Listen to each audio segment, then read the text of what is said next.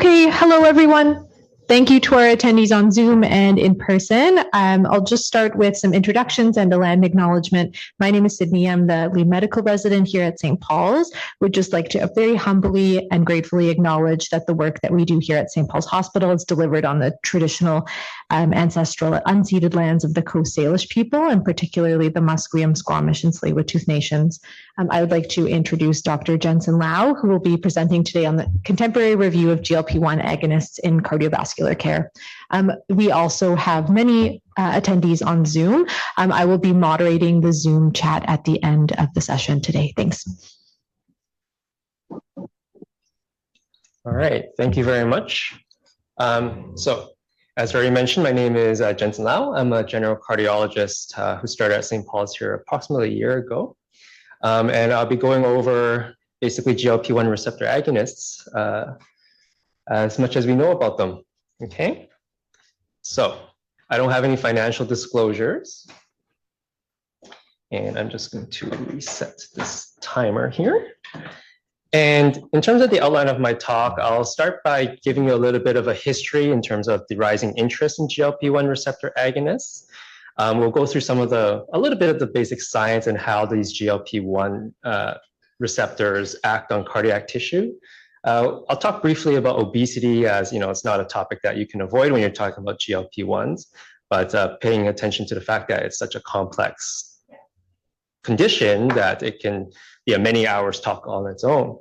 I'll go over then a review of the cardiovascular outcomes trials that have been published over the last 10 years or so. And then for those of you who are considering, starting GLP-1 receptor agonists on your patients, we'll go through some practical considerations such as how to manage adverse events and how to counsel your patients. So we owe our knowledge of the GLP-1 receptor agonist and GLP-1 in general to this cute little bugger. This is called the Gila monster, and it is a lizard that lives in the deserts of the Americas.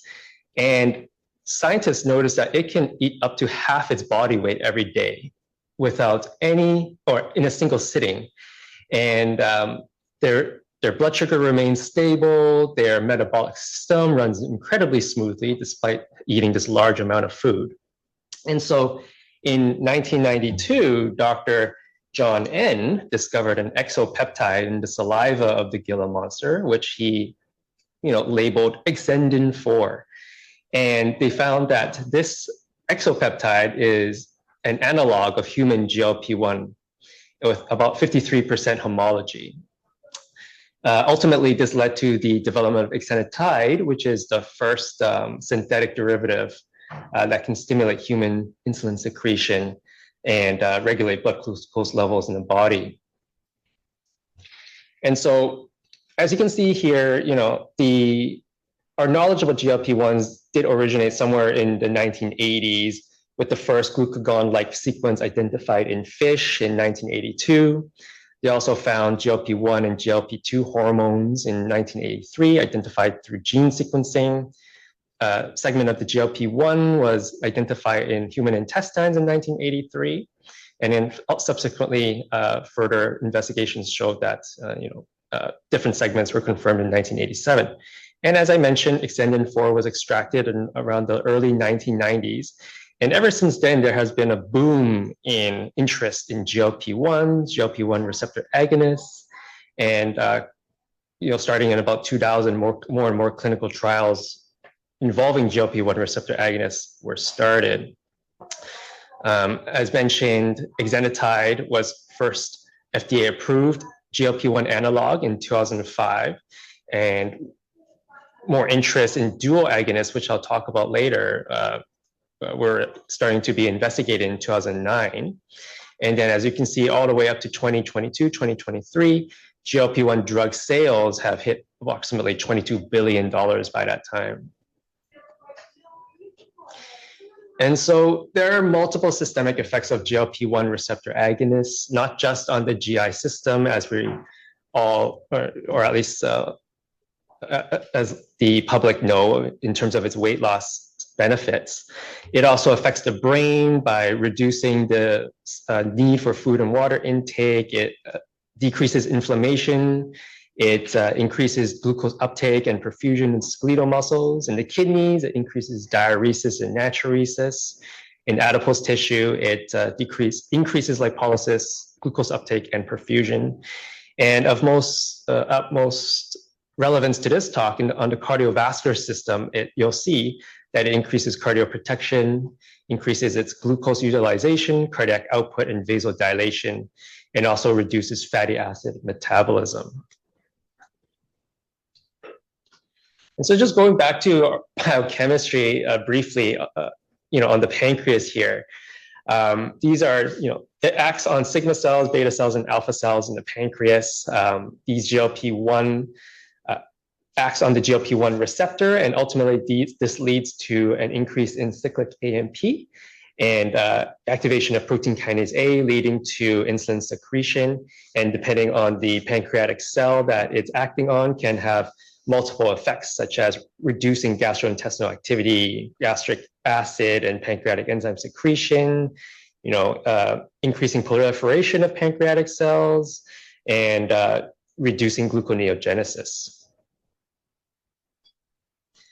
But in terms of cardiac tissue, GLP-1 receptors have also been identified in specific portions. And in the sinoatrial node, its effects have been widely established.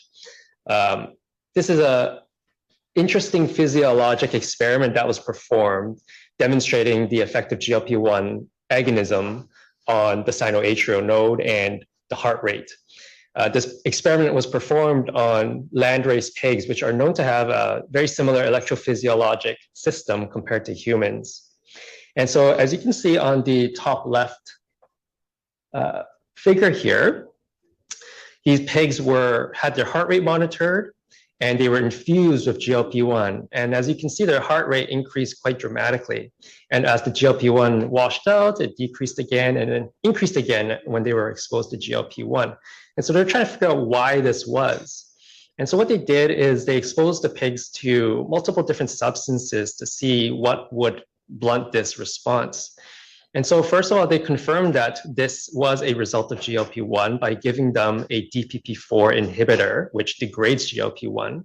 And when they gave that, the blood pressure did not, the heart rate did not increase significantly when they were exposed to GLP-1 again. And as the DPP-4 wore out, it again responded to GLP-1.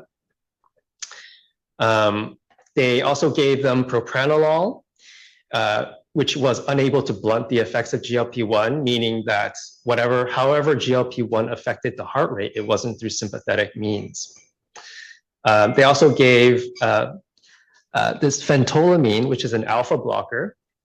And again, it did not blunt the heart rate response to GLP-1s, showing that the effect of GLP-1 was not dependent on the sympathetic or parasympathetic, or on the sympathetic nervous system. And so finally, they did a vagotomy, so removed the effects of the parasympathetic nervous system as well. And they noted that the heart rate still increased proportionately with it, meaning the GLP-1 was not acting on the parasympathetic nervous system either.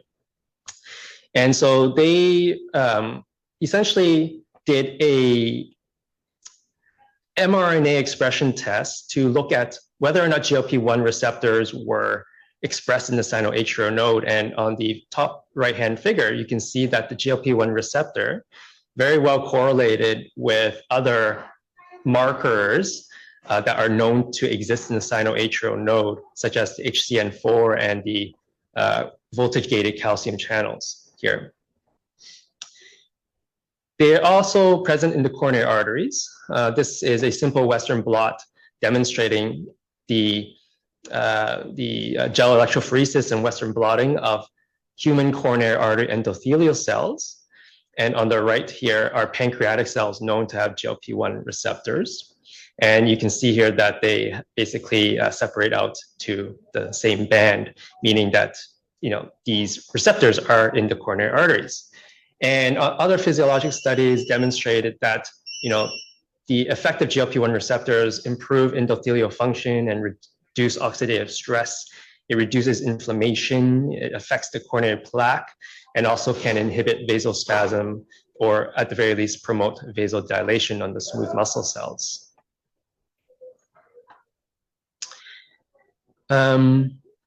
So moving on a little bit to talk about obesity. As you all know, this is a very complex condition. It's multifactorial with a very complex pathogenesis related to biologic, psychosocial, socioeconomic, and environmental factors. Body mass index is a crude measurement of obesity, but is still widely used today. And generally from a North American population, a BMI of over 30 is considered to meet the criteria for obesity.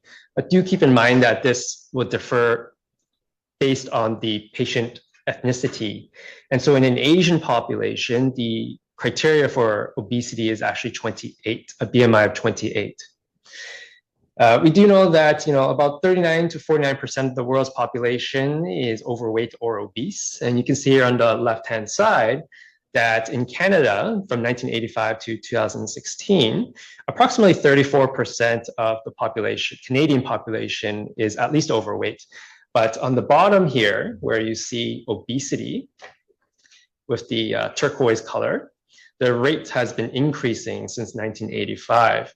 And this, when you classify it down to the different categories of obesity, class 1 to 3, those each have all been increasing as well. And we do know that cardiovascular disease is the leading cause of death in people who have obesity and accounts for about 41% of BMI-related deaths.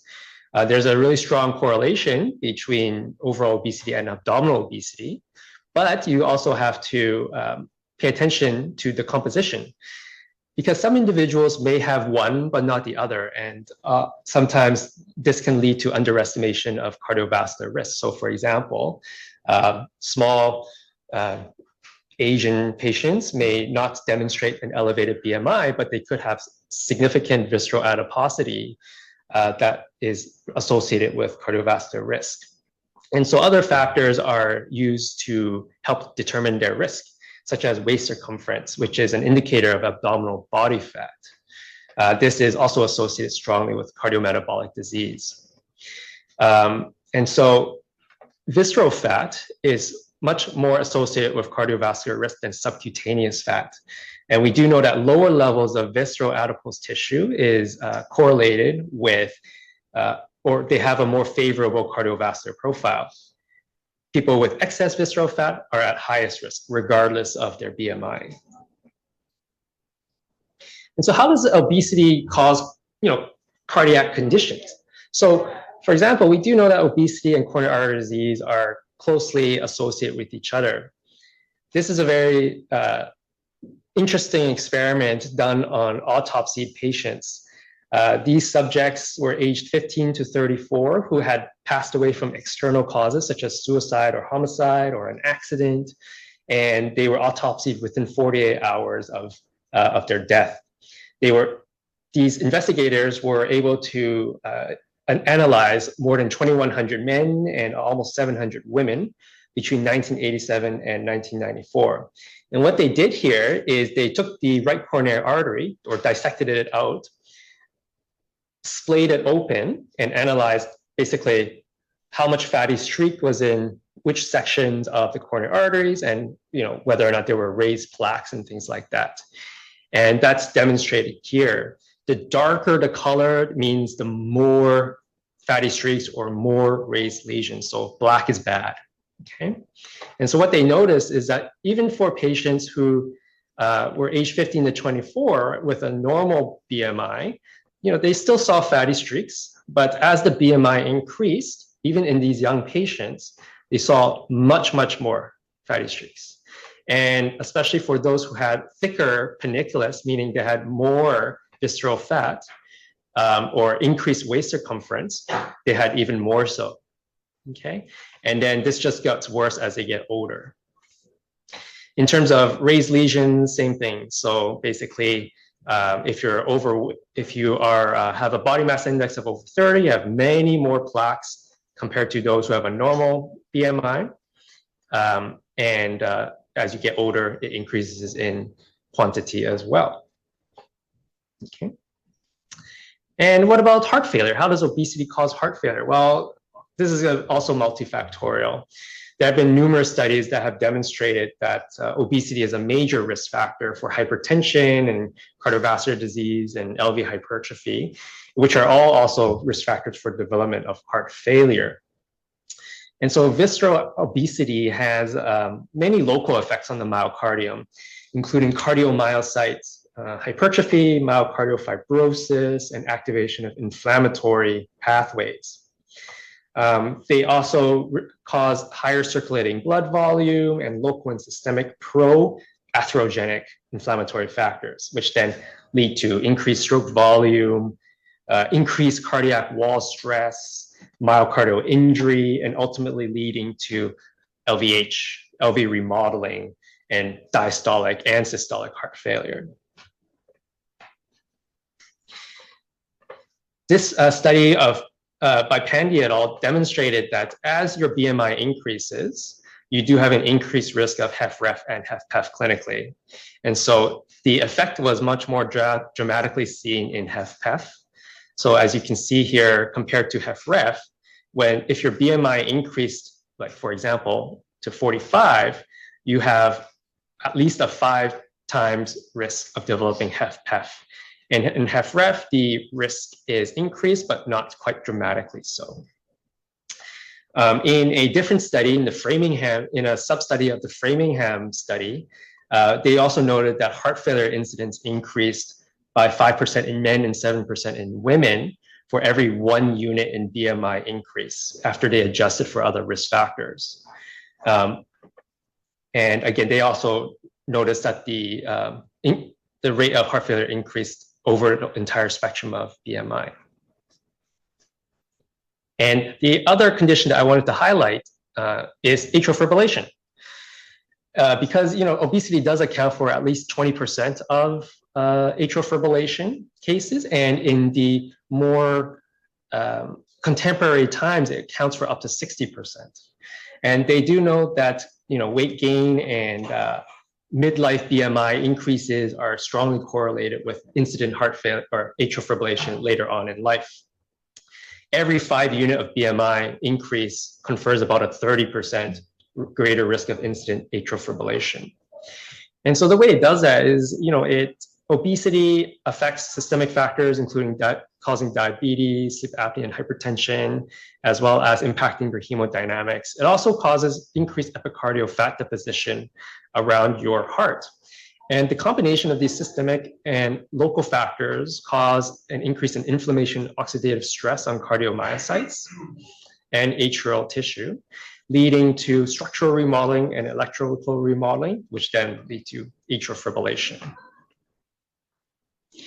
And so that's kind of a repeat of what I just mentioned there. And so now let's go on to talk about the GLP-1 receptor agonists. They're categorized in terms of how much action they have. So there are single agonists that work on the GLP-1 receptors only. There's dual agonists where they have GLP-1 receptor agonism plus glucose-dependent insulinotropic peptide activity. And triple agonists, where they have those two, plus also act on the glucagon receptors. And so some of these names are probably familiar to you. So we talked about exenatide earlier. Semaglutide has come into the forefront most recently, in terms of Ozempic and Wegovy for weight loss. We know about glutide has been used for a long time after the LEADER trial. And then tirzepatide is one that is more information is being published as we speak, and is probably going to be a big game changer as well in this space.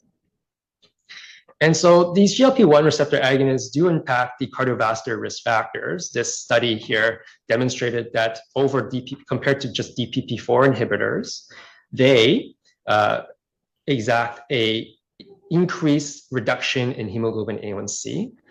The blood pressure is reduced by about 4 to up to 7 millimeters of mercury.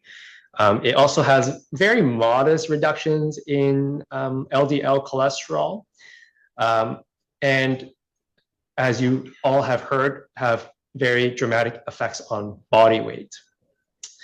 And as you will hear as well, that patients who are on GLP-1 receptor agonists have been shown to have a slightly increased average heart rate compared to those who are not, likely owing to its effect on the sinoatrial node, as I discussed earlier. So moving on to, how do we use this clinically, right? What evidence do we have that these changes in risk factors, exposure to GLP-1 agonism, does that actually change our patients' outcomes significantly? Well, before we talk about that, obviously the first step when you're talking to overweight and obese patients is how much do lifestyle interventions help, right? Because a lot of patients are going to try their best to avoid additional medications if they're already taking 3 or 4 for their other comorbidities. And so this was a very informative trial called Look Ahead in 2013, which took 5,000 overweight or obese patients with type 2 diabetes and randomized them to either intensive lifestyle modification, including weight loss through decreased caloric intake and increased physical activity, or just receiving usual diabetic support and education. And then they looked at the primary outcome, which was a composite of death from cardiovascular causes, non-fatal MIs, and strokes.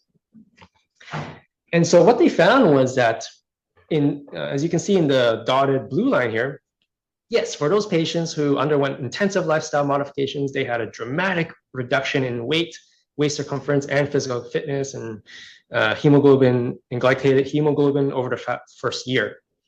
But it was very difficult to keep up. And all these factors kind of rebounded a little bit, and ultimately still settled at a much better area than what they started with, but not as dramatic as a difference compared to controls. And what they found was that there was no difference in death or any of their primary outcomes. Does this mean that weight loss and lifestyle interventions are not helpful? No, I'm sure they still feel better from a general health perspective. The main criticism of this study is most likely that they weren't able to get enough weight loss in order to have these cardiovascular benefit or outcomes or benefits to be demonstrated in a clinical trial like this. Okay, so that's where GLP-1s can help. And so starting with LEADER in 2016, the liraglutide effect and action in diabetes, this was the first CVOT that really pushed GLP-1 receptor agonists to the forefront in their ability to reduce cardiovascular outcomes or improve cardiovascular outcomes.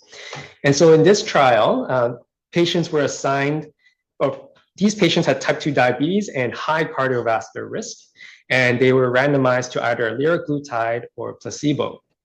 And their primary composite outcome was time to event analysis as the first occurrence of death from CV causes, non-fatal MI, or non-fatal stroke. As you can see here, in the liraglutide arm, there was a 13% reduction in the primary outcome.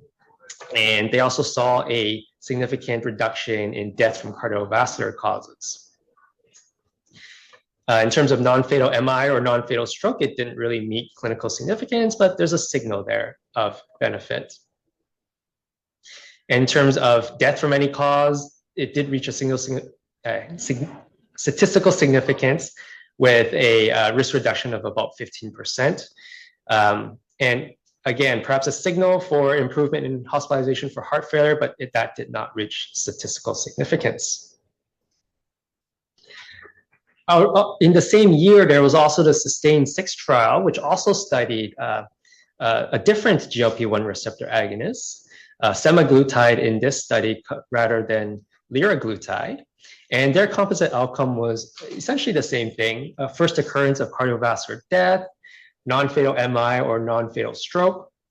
These were, again, all patients with type 2 diabetes. And as you can see here, the primary outcome was significantly reduced by about 26%, meeting statistical significance for superiority compared to placebo and standard care. And also a statistically significantly reduced non-fatal stroke. Strangely, death from CV causes and non-fatal MI did not meet statistical significance, but again, you can see that kind of signal there of potential benefit. Moving on a few years later, we get the REWIND trial. So this is looking at dulaglutide, which is another monoagonist. And again, they took patients with type 2 diabetes and at higher cardiovascular risk because these patients had either a previous cardiovascular event or significant cardiovascular risk factors. And they were assigned to either dulaglutide versus placebo. The primary composite outcome was again a composite of CV death, non-fatal MI, non-fatal stroke. Their composite outcome did meet statistical significance for a 12% reduction in the composite outcome, with only non-fatal stroke being the prime driver of this improved outcomes. And again, just like the previous studies with liraglutide and semaglutide, there was no significant reduction in non-fatal MI or cardiovascular death. They did, however, at least demonstrate as well that the addition of dulaglutide significantly reduced hemoglobin A1C, blood pressure, weight compared to placebo, as you can see here. And they also demonstrated that, yes, there was an increase in heart rate compared to placebo. And this will come into more clinical relevance when I talk about how GLP-1s affect patients who have established heart failure later on in this talk. So that was 2019. So a few years later, you had SELECT. And since it's relatively recent, I'm sure many people here have heard about it, but the difference between this study and the ones that you just heard about was that this was in patients who did not have diabetes. And so, there has been an established benefit in patients who had diabetes. So it would be interesting to see if for patients who were non-diabetic, did GLP-1 receptor agonists also improve their cardiovascular outcomes? And so here, this was a randomized placebo-controlled trial.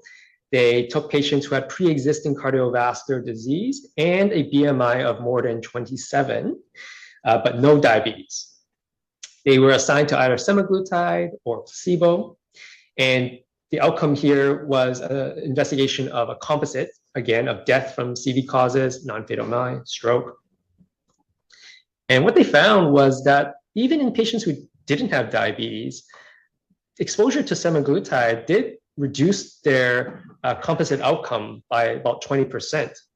And death from CV causes also approached significance with a p-value of 0.07.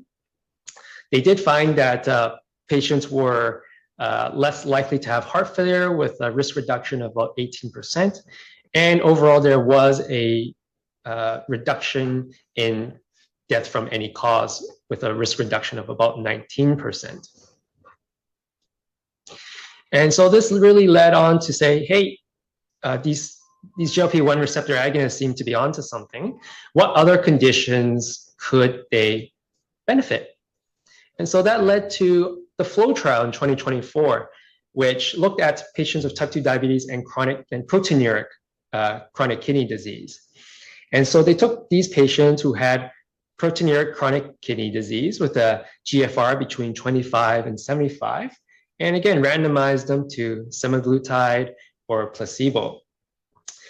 And their primary outcome was primarily more renal events. So the primary outcome was major kidney disease events, a composite of onset of kidney failure, my mistake, and at least a 50% reduction in GFR from baseline, or death from kidney or cardiovascular causes. And of note is that in both arms, the use of SGLT2 inhibitors, ACE inhibitors, and ARBs, which have established benefit for proteinuria kidney disease and type 2 diabetes, were similar in both groups. And so what they found was that in terms of their renal outcomes, semaglutide was associated with a significant risk reduction in terms of first major kidney disease event, reduced by about 24%. their rate of GFR decline was significantly lower. But from a cardiovascular perspective, they also noted that death from CV causes was also significantly reduced. Their first major cardiovascular event, or time to their first major cardiovascular event, was also reduced by close to 20%. And then also all-cause death was reduced as well. Moving on to a very contemporary study, SURPASS CVOT. This study is not even published yet, and it will be due to be published later on this year. This was a study of tirzepatide, which is, as you may recall, a dual agonist, and they compared it with the monoagonist dulaglutide, and they chose dulaglutide because of the demonstrated benefits from the REWIND trial that I mentioned earlier, and wanted to know whether or not a dual agonist would have greater cardiovascular benefit than a monoagonist.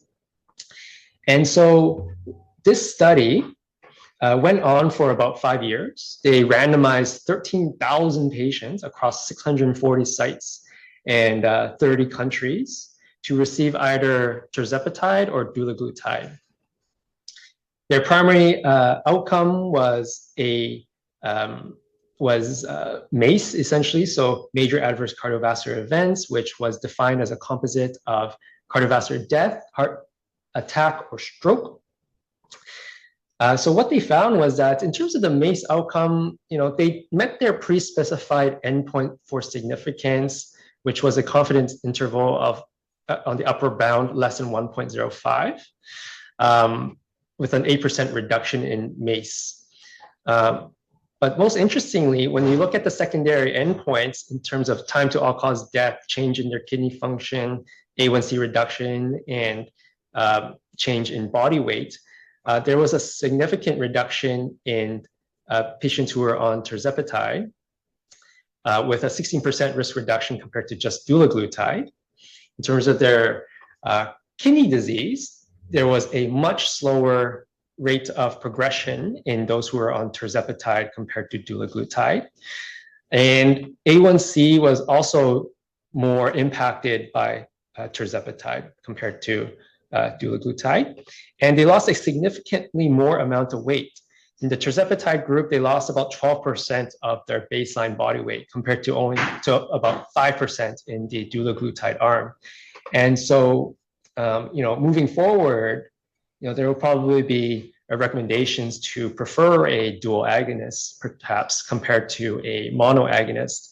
But obviously, there will be more trials ongoing for further evidence and support of that type of recommendation. And so, how are these CVOTs reflected in our current guidelines? Well, in the Canadian Diabetic Association guidelines here on the left, they mentioned that for those patients who have high cardiovascular risk, they should be considered for a GLP-1 receptor agonist. For those who have chronic kidney disease, their primary preference is still the SGLT2 inhibitors, but also in italics there you can see consider GLP-1 receptor agonists. This was from 2024, and so based on further evidence, it'll be interesting to see when it gets updated if the strength for GLP-1 receptor agonists will be increased compared to what we see here today. And then in the Canadian Cardiovascular Society guidelines, it's mainly mentioned in the cardio-renal guidelines as, so for patients who have type 2 diabetes and either atherosclerotic cardiovascular disease or multiple risk factors for such, GLP-1 receptor agonists should be considered to reduce the risk of all-cause or CV mortality and to reduce the risk of non-fatal stroke, which is surprisingly quite a consistent finding in some of the CVOTs that we discussed. And so that's the cardiovascular outcomes, but what about heart failure? That's a different phenotype of cardiovascular disease. And so what's available is that there was a LIVE trial in 2016, which took patients who had heart failure or established chronic heart failure with an ejection fraction of less than or equal to 45%, with or without diabetes, and tried to figure out and expose or gave them either liraglutide or placebo to see if it would be beneficial in increasing LV systolic function or reducing heart failure related events. And so what they found was that there wasn't really any significant improvement in the ejection fraction in both arms. But what surprised them was that there was actually many more adverse cardiac events in the patients who were on liraglutide versus placebo, as you can see here on the right. There were 12 events in the liraglutide arm. 1 died due to VT, 3 had the development of VT, 4 had atrial fibrillation that needed to be cardioverted, 3 had ACS, and 1 had decompensation of heart failure. While in the placebo arm, there were only 3 events there.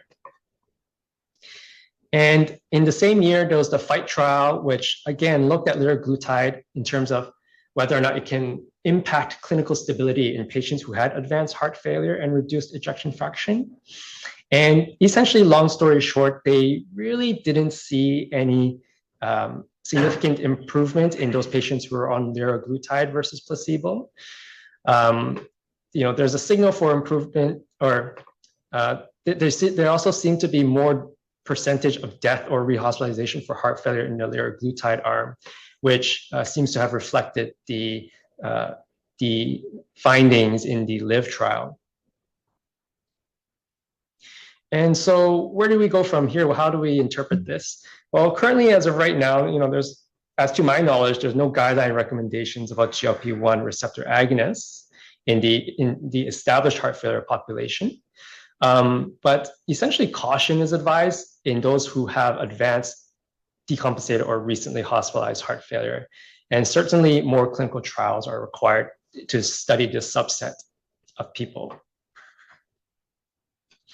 So that was HFrEF. HFpEF, on the other hand, has shown to, patients with HFpEF have been shown to, at the very least, have symptomatic benefit with semaglutide. And so this was the STEP-HFpEF trial published in 2023. They took patients who had obesity with a BMI of greater than 30, they had ejection fraction greater than 45%, and symptoms of heart failure, and at least some biochemical or imaging evidence of increased left-sided filling pressures or congestion. And what they looked at was the change in KCCQ score, which is a kind of a quality of life score, meaning the higher it is, the better your quality of life, and it goes all the way up to 100. And they also looked at their change in body weight and their 6-minute walk test.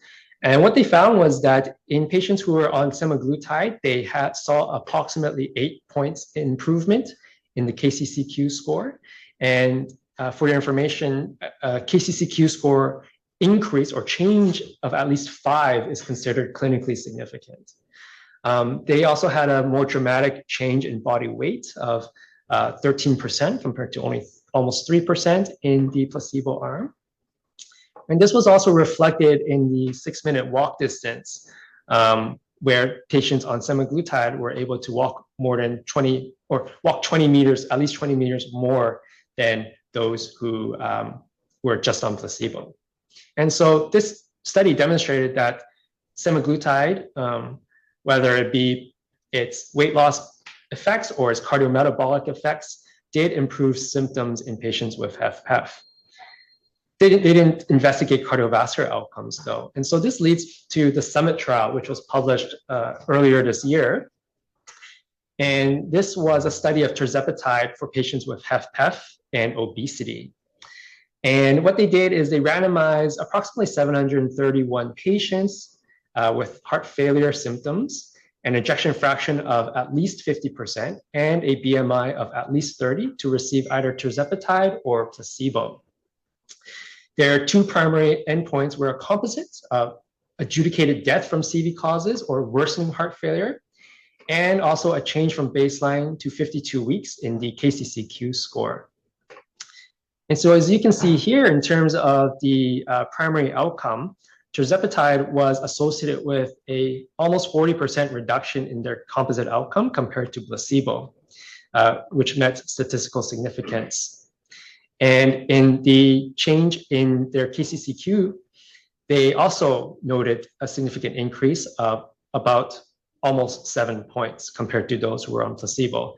And so this is the first outcomes trial that demonstrated that in addition to symptom benefits, GLP-1 receptor agonists can also provide cardiovascular outcome improvement in patients with HFpEF and obesity.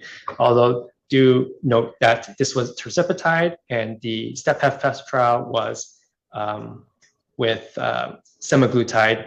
And so whether or not a monoagonist can have the same type of cardiovascular outcomes as this trial, I think remains to be seen. And so before I leave that, I'd just like to point you towards this observational study about GLP-1s and atrial fibrillation, which was just presented at the Heart Rhythm Society just a few months ago. And so this is an observational study, so it's mostly hypothesis generating, but they took 2,500 patients in VA hospitals in the United States and basically compared those who were on GLP-1 versus against those who are on a DPP-4 or a sulfonylureas. And they did find that over a median follow-up of 3 years, that the patients who were on GLP-1 was associated with a 13% lower risk of major secondary atrial fibrillation-related events. But again, because it's an observational study, not a randomized control trial, it's primarily hypothesis generating and will likely lead to a randomized control trial in the future if it's not already ongoing. And so just briefly, I'd like to talk about practical considerations if you're someone who is going to be prescribing GLP-1 receptor agonists. I think primarily the main thing is, they're associated with some adverse effects. The most common ones are primarily GI related. As you can see here, it can have other risks associated with other organ systems, but by and far, it's all GI side effects. And of note is generally these side effects are temporary, meaning that as they use the medication for longer periods of time, these side effects do tend to dissipate after 3 to 4 weeks, but do come back when you escalate the dose, and then again disappear as they're exposed to them more chronically. This is a diagram from a group in Spain with behavioral recommendations for those patients who do have GI side effects. And so in terms of minimizing the occurrence and severity of these side effects, they talk about eating habits, food composition, and lifestyle. So these patients should eat slowly because these medications reduce gastric motility. They should only eat if they're really hungry, should eat smaller portions, try not to lie down after they eat a meal, and they should just stop when they're full. In terms of the food, they recommend a low-fat diet that's more clear, being boiled rather than fried or anything like that. They should have clear drinks and try to avoid sweets, dressings, spicy or canned foods, as they can exacerbate GI side effects. And then from a lifestyle perspective, they recommend that they should definitely get fresh air and exercise.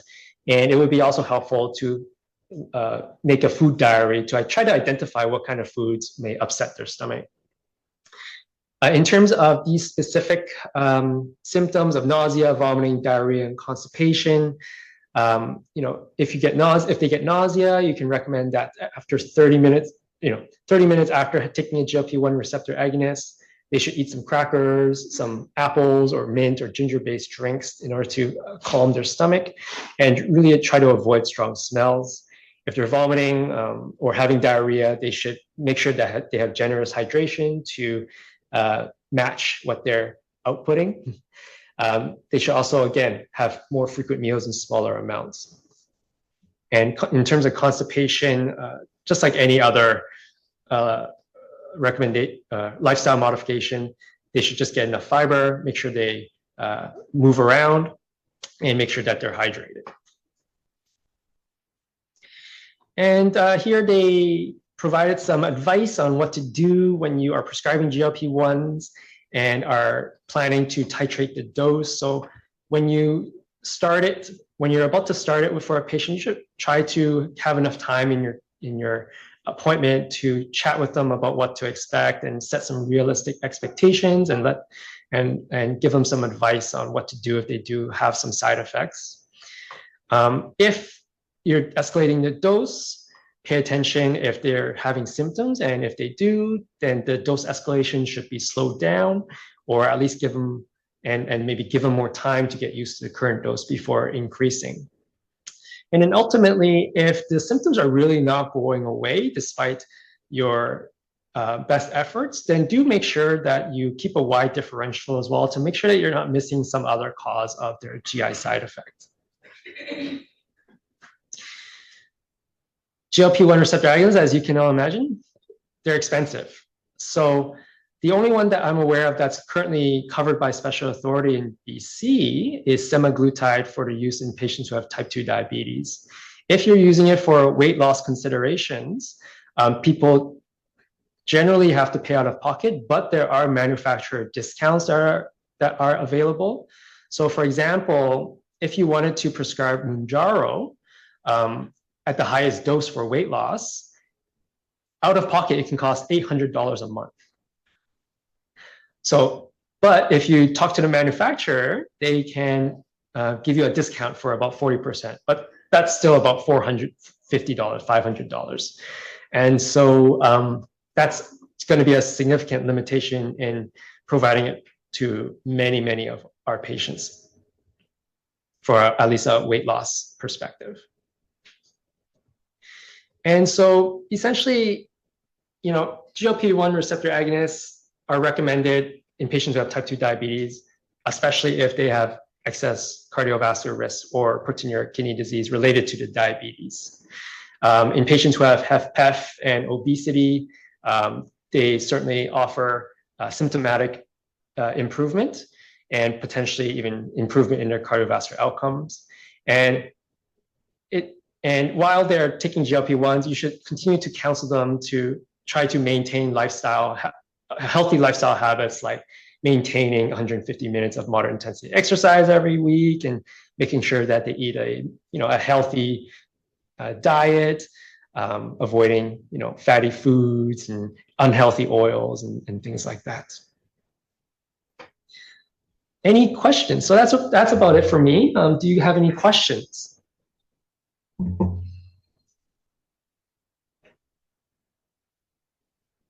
No. Any questions? I can ask you questions on Zoom. Okay. You might just need to use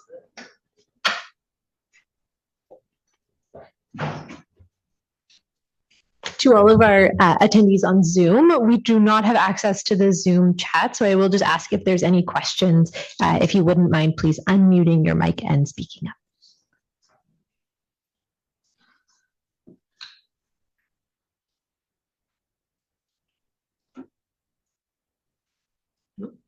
Oh, yes. I was just curious, how integrated or how well integrated is this in your current practice with the practice of other cardiologists? That's a really good question. Obviously, it varies between cardiologists. From my practice, I am starting to look at it more and more. But a significant barrier upon self-reflection is medication burden, because a lot of our patients are on 5+, sometimes even approaching 10 medications, right? And it's a significant barrier for me to add on top of that now an injectable every week. And it being an injectable also may make it difficult for some patients to administer.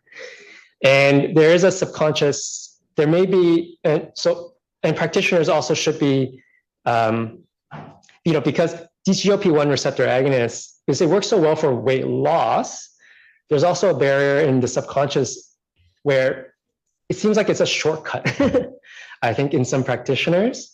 And so I think with more education about how beneficial these are, and focusing on the cardiovascular outcomes rather than the benefits in weight loss could help overcome some of these subconscious biases that people could have, say, to think that GLP-1s are kind of a shortcut to exercise and diet, right? And so personally, I am trying to use them more and more. And I think it's like I said, it depends on everyone. It's been kind of a slower uptake than I would have expected looking at all these trials. But yeah, and they're expensive. I answer that? So Yeah. In my practice, in my normally in these patients, there are internists, I think you guys know, et cetera, who see patients and will help facilitate getting them on, et cetera. So I do send my patients. I think it's more than just a medication. I think it's a multidisciplinary approach that's needed. So I don't do it myself, but I do invest in other colleagues who have taken this into a specialty, multi-specialty practice. Yeah, absolutely. So there are some obesity clinics out there in the community as well that can help these patients navigate the financial and pharmacologic burden of their weight loss journey. Yeah, but yeah, as Dr. Cowan mentioned, in a cardiologist's office, oftentimes we don't have time to counsel them properly and monitor their response to these medications, even though I want to. And so perhaps if you are someone who wants to do something like that, then you should book probably a separate appointment to go over that. Hi, Jensen. It's Dave Percal online. Can you hear me? Oh, yes. Hi, Dave. Hi. Thanks for the talk. I think it's really an interesting changing landscape with the GLP-1 agonists, and certainly in the nephrology world, it's sort of taken over, our practice by storm. And I think one of the things, just alluding to, the practice of administering, starting the patient on these medications has changed quite a bit, right? So whereas we used to think this is restricted, or it's going to be the endocrinologist who's going to do it, or it's going to be the primary practitioner. In fact, that is now sort of transitioning into specialty care practice, and I suspect it's going to transition into cardiovascular practice as well, right? Because as we get different endpoints and different outcomes, you sort of can't ignore that anymore. And, we don't want to wait too long before getting patients on beneficial medications.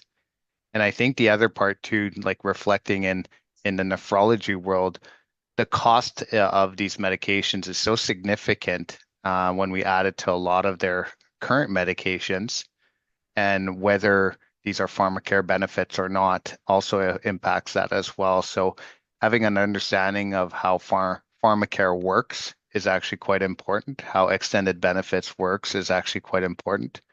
And I think lastly, I believe that semaglutide is coming off, or Ozempic is coming off patent in December in Canada. So, I think we're going to see a different world come January 2026 with generics and cheaper versions. So I think we're all going to have to get used to using this. Yeah, absolutely. Thank you for that comment. Are there any other questions or points of discussion? I'm curious if there's been like some lawsuits with Ozempic, has that changed? Has that been a point of discussion when you prescribe people on GLP-1s, specifically Ozempic? I actually am not aware of these lawsuits. Could you clarify that a little bit more?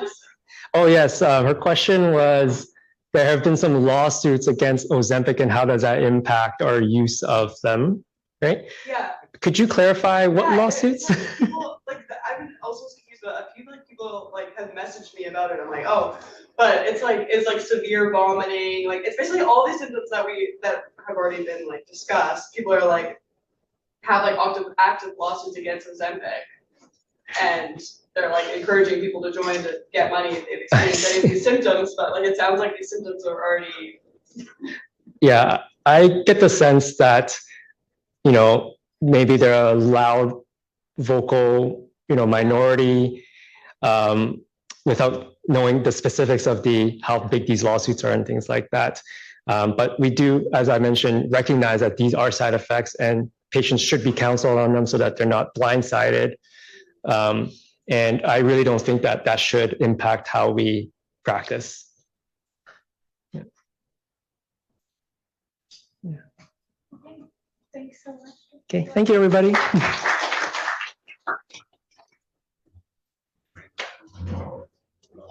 Thank you for again taking us down the historical timeline piece. It's helpful to know like where all of the extra kind of endpoints.